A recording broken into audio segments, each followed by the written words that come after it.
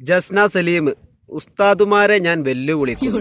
ചത്ത മീനിനെ എന്തിനാണ് മൊയ്ലിയന്മാർ തിന്നുന്നത് അല്ലേ? ജസ്ന സലീമിന് സത്യത്തിൽ ഇപ്പോൾ ഒരു കണ്ടന്റ് ഇല്ല തോന്നുന്നു. ഇടയ്ക്ക് ഓരോന്ന് ചുരുക്കി പറഞ്ഞാൽ ആൾക്കാരുടെ ഇടയിൽ ശ്രദ്ധ കേന്ദ്രീകരിച്ചിട്ട് ഒന്നും കൂടി വൈറലാവാ എന്ന ഉദ്ദേശത്തോടെ എന്തൊക്കെയോ വിളിച്ച് പറയാം അല്ലേ? ആദ്യം ജസ്ന സലീമിനോട് എനിക്ക് പറയാനുള്ളത് എന്താ, എനിക്കെന്നല്ല കേരളത്തിലെ എല്ലാ ആളുകൾക്കും പറയാനുള്ളത്, ആദ്യം പോയി മര്യാദയ്ക്ക് തട്ടിട്ട് നടക്ക്.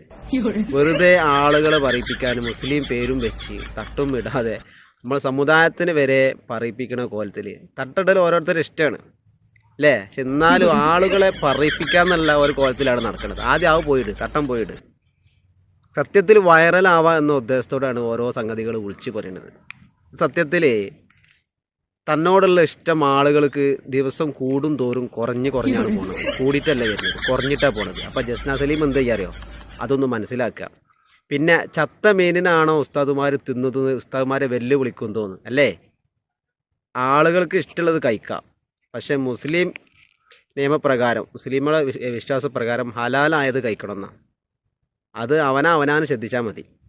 ഇപ്പോൾ ഓരോ ആളുകൾ കോഴി പീടികകളിലൊക്കെ പോയി കോഴികൾ വാങ്ങണേ, ചിലർ ഹലാൽ നോക്കി വാങ്ങണേ. എത്ര ആൾക്കാരുണ്ട് സാധാ പീടികയിൽ പോയിട്ട് കോഴി വാങ്ങി വരുന്നവരുണ്ട്, നല്ല ലെവൽക്ക് ഇറക്കണവരും ഉണ്ട്, പല കോലത്തിൽ ഇറക്കണതൊക്കെ ഉണ്ട്.